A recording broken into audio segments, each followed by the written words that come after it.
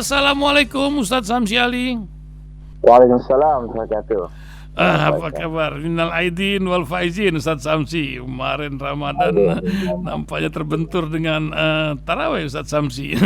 Dialog kita. Banyak pendengar menanyakan kemana Ustadz Samsi, katanya. Ya masih sehat-sehat, ini kita bincang lagi. Tapi kemarin tulisan Ustadz Samsi itu terpaksa kita jadikan tajuk karena sedemikian menyentuh hati keadaan umat di muka bumi ini.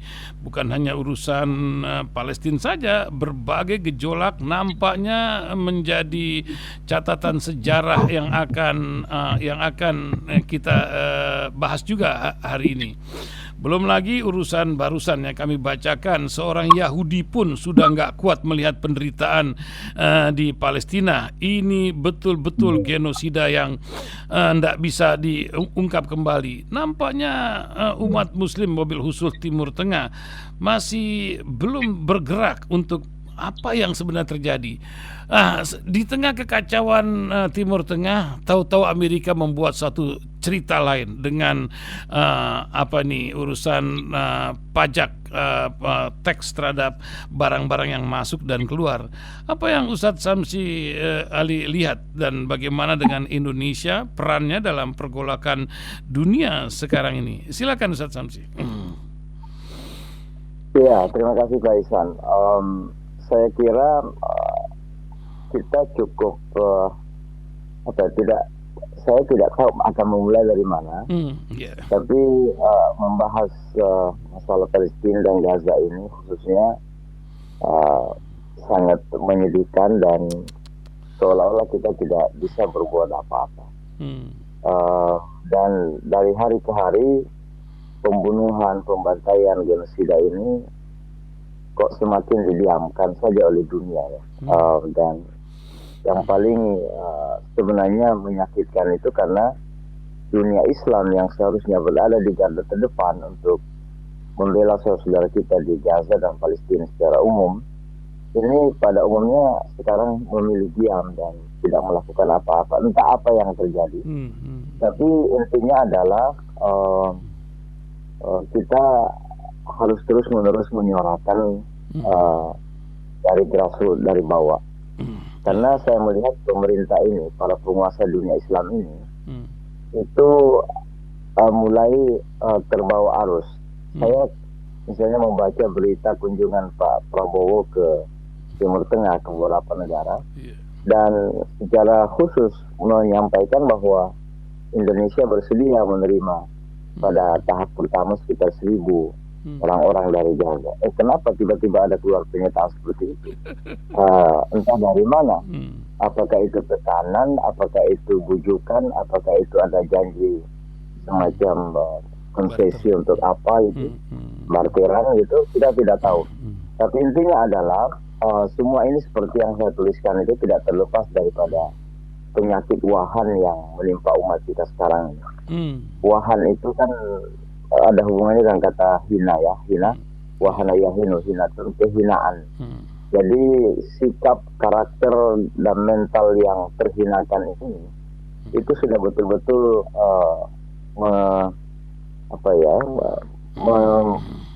menyelimuti kehidupan para pemimpin bangsa Muslim, sehingga mereka karena cinta kepada dunia, takut kehilangan dunianya, yang dalam istilah lain takut mati itu, maka mereka kemudian tidak peduli lagi, hilang kemanusiaannya.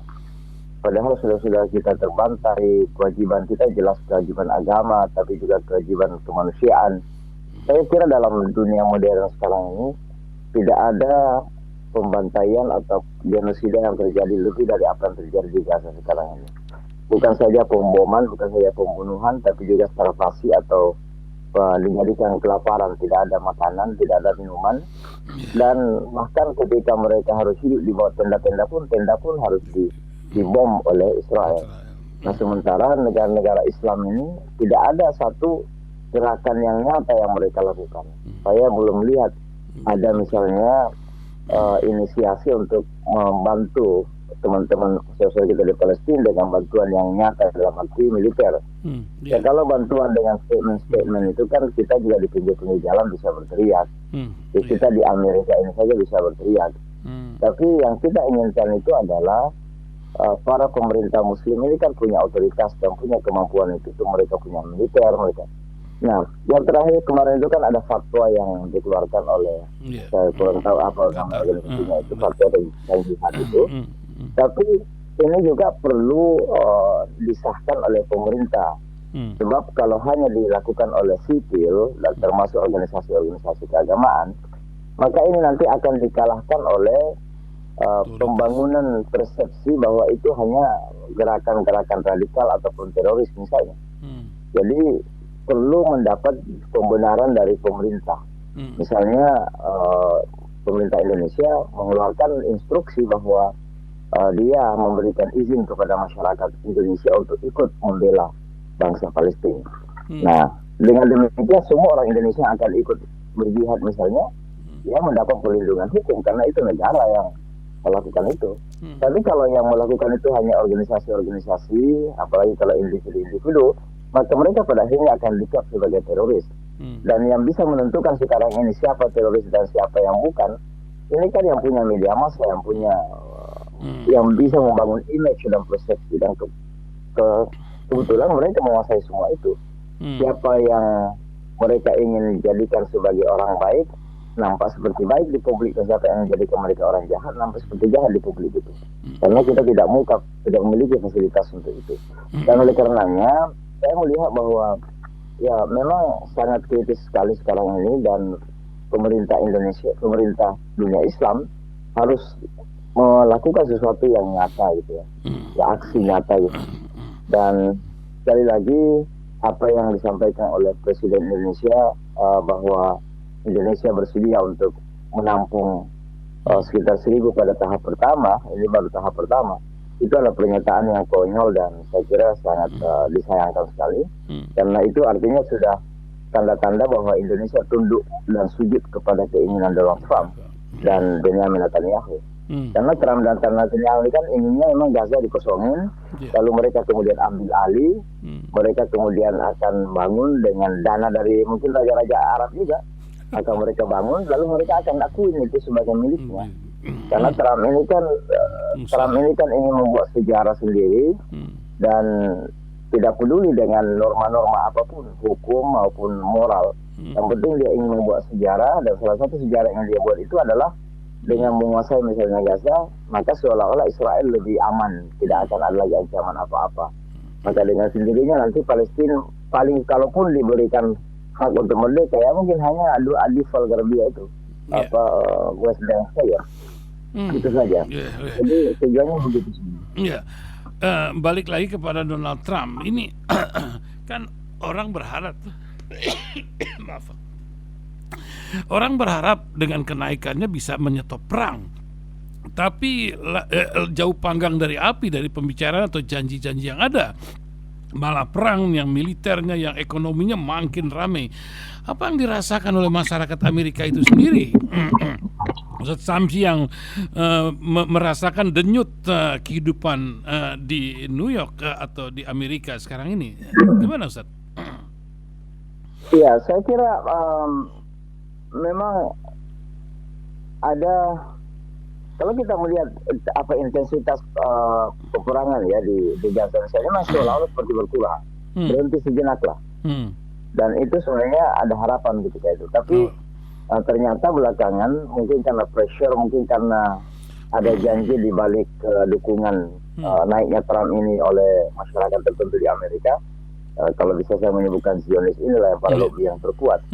Maka ini memenuhi janjinya, bahwa dia memenuhi janji untuk memberikan hak, apa yang disebut haknya Israel untuk menguasai Gaza dengan caranya Trump sendiri. Maka apa yang kita lihat ini tidak memberikan sebenarnya manfaat kepada orang Islam. Makanya sekarang ini teman-teman yang pernah mendukung Trump itu mendapat serangan oleh sebagian teman-teman yang lain di Amerika sekarang ini. Dan saya kira lebih buruk lagi kalau secara domestik adalah terjadi upaya pembungkaman kepada suara-suara yang mendukung Palestina. Palestina. Kalau pada zaman Biden kan suara itu masih lebih leluasa, kita bersuara secara domestik. Tapi sekarang ini ada teman-teman yang pelajar yang kemudian ditangkap, ada yang dideportasi. Artinya terjadi semacam pembungkaman lah, ya, kepada mereka-mereka yang menyuarakan dukungan kepada pejuang Palestina dan Gaza khususnya. Atas nama antisemitisme atau atas nama mendukung Hamas dan sebagainya. Nah ini kemudian yang lebih parah kalau secara domestik. Makanya Donald Trump ini secara domestik jauh lebih parah daripada Biden. Walaupun memang kalau kita melihat intensitas bantuan persenjataan di zaman Biden itu lebih besar, dan serangan juga ke Gaza waktu itu memang sangat merusak sekali dan besar sekali. Tapi Donald Trump ini dia punya cara sendiri, dan cara itu adalah cara yang mungkin tidak nampak seperti peperangan, tapi secara tiba-tiba saja seperti dia mengakui misalnya Yerusalem sebagai ibu kota Israel, memindahkan dubes kedutaan Israel ke Amerika ke Yerusalem. Tel Aviv ke Yerusalem. Nah, ini kan sebelumnya tidak ada yang berani melakukan itu. Nah ini sekarang ini Donald Trump juga mungkin secara peperangan tidak terlalu seburuk sama Biden, tapi tiba-tiba diambil alih Gaza itu dan diberikan kepada Israel misalnya. Nah ini kan yang harus kita antisipasi. Nah ketika Indonesia kemudian ingin terlibat menampung orang Palestina, itu kan sama juga ikut terlibat bersekongkol di situ. Itu tanpa disadari adalah persekongkolan dengan Trump dan dengan Palestina Israel untuk mengambil alih Gaza itu. Ustadz Samsi menulis dalam tulisan yang hari Rabu kemarin ini prediksi Rasulullah dan realita umat. Mungkin bisa intisari dari judul ini yang ingin Ustadz sampaikan, sehingga pendengar ini dapat pencerahan di 22 negara kebetulan yang sekarang ini masih online mendengarkan kisah kita pagi ini. Mungkin bisa dijelaskan Ustaz Samsi. Ya, jadi kalau kita melihat apa yang terjadi di dunia kita sekarang ini, di dunia Islam, itu memang bukan seolah-olah, tapi itu sudah terjadi pembuktian dari apa yang diprediksi oleh Rasulullah SAW 14-15 abad yang lalu. Ketika beliau mengatakan bahwa akan datang satu masa di mana orang-orang akan bersekongkol, berkolaborasi untuk menyerang kamu, sebagaimana anjing-anjing itu berkelahi untuk mendapatkan makanan-makanan itu. Nah, para sahabat dia bertanya, amin qillatin nahnu al-yawm, apakah pada hari itu kami minoritas ya Rasulullah, kami kecil jumlahnya? Kata Rasulullah, bal antum hina idzin katsir, kamu ketika itu banyak. Ya, tapi kalian seperti busa di atas air yang di tengah lautan gitu ya. Dan Allah akan mencabut rasa takut musuh-musuh kalian, dan Allah akan menanamkan apa yang disebut dengan wahan ke dalam hati-hati kalian. Lalu sahabat bertanya, apa itu wahan?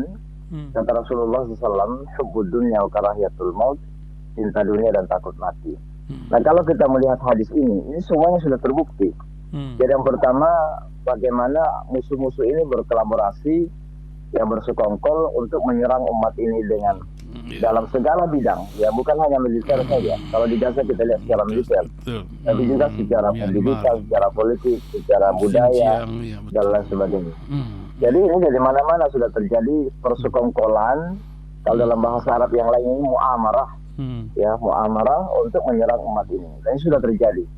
Dan umat ini kan memang betul bukan sekarang ini minoritas, kita mayoritas. Kita adalah kelompok agama terbesar dunia sekarang. Kalau Kristen, Protestan dipisah dari Katolik, maka kita yang terbesar. Kita ini hampir 2 miliar manusia. Dan hanya saja bahwa musuh-musuh itu tidak punya lagi ada rasa mahaba. Mahaba itu tidak melihat lagi ada value, ada nilai pada kita. Tidak ada lagi rasa khawatir, rasa takut. Kita tidak dilihat bernilai oleh mereka. Mereka mudah memainkan. Dan yang paling penting di situ adalah bahwa ada suatu penyakit yang menimpa umat ini yang disebut wahan itu. Dan ternyata wahan itu kan berkaitan dengan kata hina, kehinaan. Jadi umat sekarang ini itu terjatuh dalam situasi di mana ada kehinaan. Kehinaan itu kan sama dengan minder, inferiority complex, dan sebagainya. Ketika sudah ditanya apa itu wahan, beliau mengatakan hubbud dunya wa karahiyatul maut. Cinta dunia dan benci mati, cinta dunia dan takut mati. Nah, itulah yang sekarang menjadi permasalahan utama umat ini. Kita terlalu cinta dunia, karena cinta dunia itulah maka kita rela kemudian untuk saling bergontok-gontokan demi kepentingan dunia kita. Bagaimana misalnya antara Iran dan Saudi Arabia, bagaimana Qatar dulu dengan Saudi Arabia misalnya. Nah, semuanya adalah untuk kepentingan dunia. Nah, karena umat Islam kemudian tidak bersatu, maka musuh-musuh ini mempergunakan ketidakbersatuan kita ini untuk justru mendapatkan kepentingan mereka. Ya, Israel tahu bahwa dunia Islam tidak akan bisa bersatu membela Palestina karena masing-masing punya kepentingan nasional. Dan oleh karena itulah maka saya menulis tulisan kemarin itu untuk mengatakan bahwa keadaan dunia Islam sekarang ini adalah pembuktian daripada apa yang telah disampaikan oleh Rasulullah berabad-abad yang lalu. Dan itu sangat terbukti sekali. Kalau kita melihat semua apa yang terjadi, maka adalah pembuktian dari hadis tersebut. Masya Allah, Masya Allah. Ustadz Samsi, untuk membentengi keadaan yang ada, setidaknya untuk pendengar radio Silaturahim inilah, apa nasihat Ustadz Samsi di unit-unit terkecil keluarga atau komunitas yang sekarang ini juga sedang mendengarkan, juga sebagai penutup bincang kita pagi hari ini atau malam hari waktu New York, Ustadz Samsi. Silakan Ustadz Samsi, banyak pendengar ingin mendapatkan sebuah wawasan dari seorang guru atau imam yang mempunyai wawasan mendunia. Tafadhal Ustadz. Ya, saya kira minimal 3 hal yang saya sampaikan kali ini. Yang pertama adalah kita jangan pernah menjauh dari agama ini, karena agama ini adalah benteng kita terakhir, yang pertama dan terakhir. Ketika kita sudah menjauh dari agama ini, maka apapun kekuatan kita itu, maka itu adalah kekuatan yang rapuh. Ya, jadi kita harus kembali berpegang teguh kepada agama. Nah, tidak ada dunia Islam sekarang ini yang mengaku negara Islam pun kalau tidak berpegang kepada agama, maka mereka tidak akan pernah mulia dan tidak akan pernah terhormat. Yang kedua, umat ini harus berani melakukan self-criticism. Kita perlu melihat kekurangan kita sendiri. Ketika saudara-saudara kita di Gaza mengalami seperti itu, kita bisa marah dengan siapa saja. Kita bisa menuduh siapa saja. Ya, tapi yang paling penting adalah kita harus melihat diri kita di mana sebenarnya kekurangan yang ada pada kita. So, ketika kita mendapat musibah, ketika kita ditimpa sesuatu yang tidak baik, maka biasanya faktor terutama itu adalah karena kita sendiri. Dan oleh karenanya kita diingatkan sejarah Uhud, sejarah Hunain dan lain sebagainya pada peperangan sama Rasulullah, bahwa Rasulullah hampir kalah dalam peperangan itu adalah karena kekalahan itu ada pada kita, kesalahan itu ada pada kita. Dan oleh karena kita harus berani untuk bercermin. Apa sesungguhnya yang salah pada kita, itu harus kita perbaiki. Dan yang terakhir sekali, saya kira harus kita menyadari bahwa kesalahan yang terbesar dari umat ini adalah ketidakmampuan kita untuk membangun persatuan dan kesatuan. Karena karenanya saya kira perlu kita kembali wa'tasimu bihablillah innamal mu'minuna ikhwah. Semua ini adalah dasar-dasar untuk kita bisa kembali bersama-sama merajut persatuan. Dan kalau umat ini bersatu sangat dahsyat sekali, karena umat ini sangat besar sekali jumlahnya. Umat ini memiliki potensi yang sangat luar biasa. Negara-negara Islam 57 itu adalah negara-negara yang menempati posisi-posisi strategis di dunia, baik secara ekonomi, politik, dan lain sebagainya. Tapi sayang sekali bahwa kita tidak ada persatuan. Dan oleh karenanya saya kira hal ketiga dan ini yang terpenting juga adalah kembali merajut kebersamaan dan persatuan itu. Saya kira itu saja dan mudah-mudahan kita dijaga oleh Allah. Amin, amin, amin. Terima kasih Ustadz Samsi, maaf mengganggu aktivitasnya, bermanfaat buat banyak. Assalamualaikum warahmatullahi wabarakatuh.